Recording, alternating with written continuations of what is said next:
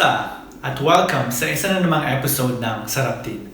Ngayong linggo, gagawa tayo ng Hawaiian Spam Musubi. Naalala ko pa yung nasa college pa ako sa Hawaii. Tour guide ako doon.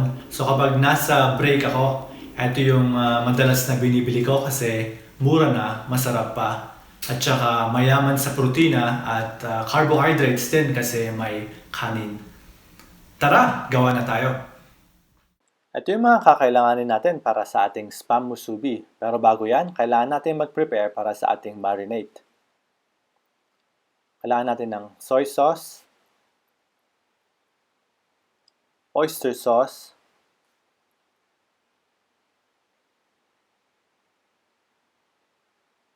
sugar,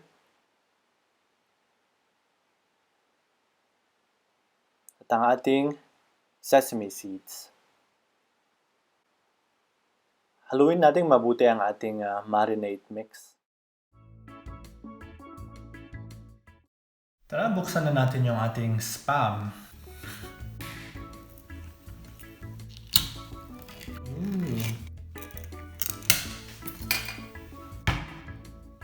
Medyo mahirap siyang tanggalin sa lata, so kailangan natin ng i-wiggle-wiggle. Subukan natin ngayon. Give it a massage. Kailangan natin masahiin siya ng konti. There you go. Matagal na akong hindi nagbukas ng lata ng spam. So gagamit tayo ng kutsilyo. Tapos gawin natin to sa gilid. Tignan natin kung mag-work siya.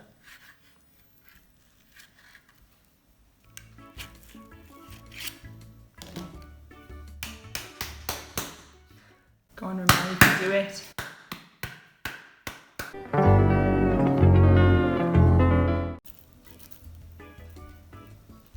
There you go. Hooray! Medyo mahirap tanggalin yung spam sa lata. So kailangan nyo ng inyong sariling tricks. Yun yung pinakamahirap na parte ng pagbubukas ng spam. So, kailangan natin ng 8 slices ng ating spam.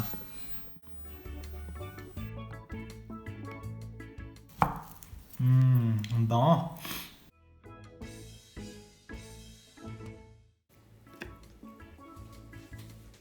Okay. Spam is out the can. So ngayon ready na yung ating spam. Kailangan nating i-marinate siya ng 2 o 3 minuto. Tara. So kailangan natin ilagay siya sa flat na container para ma-absorb niyo yung ating marinade mix.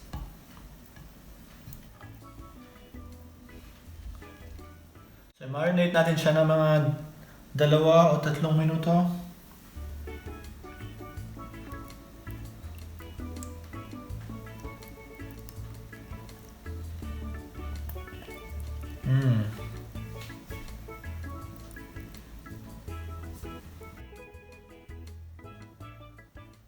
So after 3 minutes, ready na yung ating spam para i-prito. Maglagay tayo ng konting mantika sa ating frying pan.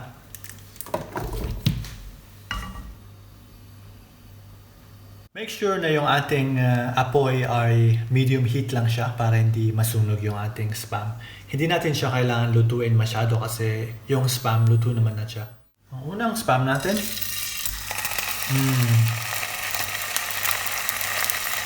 Makikita mo yung sesame seed niya.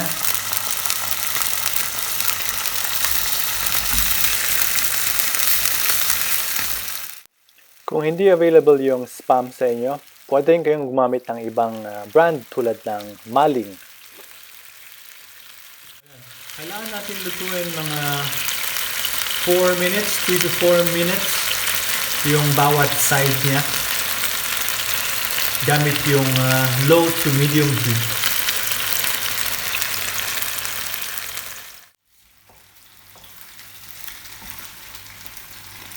Maraming versions ng spam musubi. Mayroon tayong spam with eggs, spam with kung anong kaya gusto niyo ng cucumber or iba pang klase. So mamaya, papakita ko sa inyo kung ano yung itsura ng spam with eggs. Para sa ating wrap, gagamit tayo ng roasted na seaweed or nori. Kailangan natin gupitin yung ating nori ng ganito para mabalot natin bahagya yung ating musubi mamaya. Sa isang sheet, makakagawa ka ng 3 wrap. So, ready na tayo para gumawa ng musubi natin. So, naalala niyo yung lata ng spam kanina? Ito yung gagamitin ko para mag-mold ng ating spam musubi. Kailangan ko ng cling wrap para doon. Sasabihin ko mamaya kung bakit kailangan natin ng cling wrap. So, gagawin natin na ilalagay natin, itutulak natin siya paloob sa lata. Ayan. So, 1/3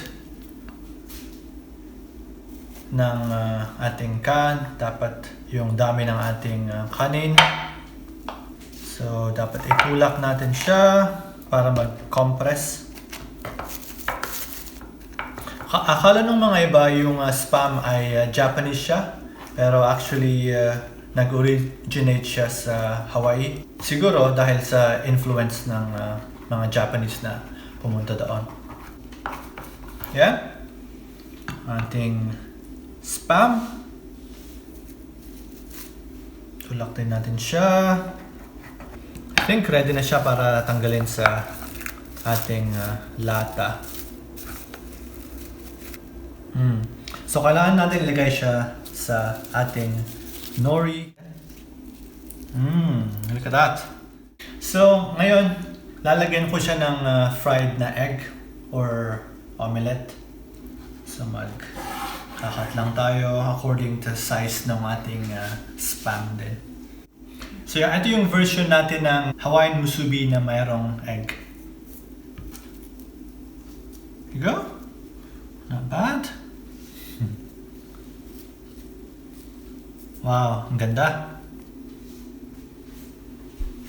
Now, ready na akong kainin yung ginawa nating Hawaiian na spam musubi. I-try muna natin yung original na recipe natin.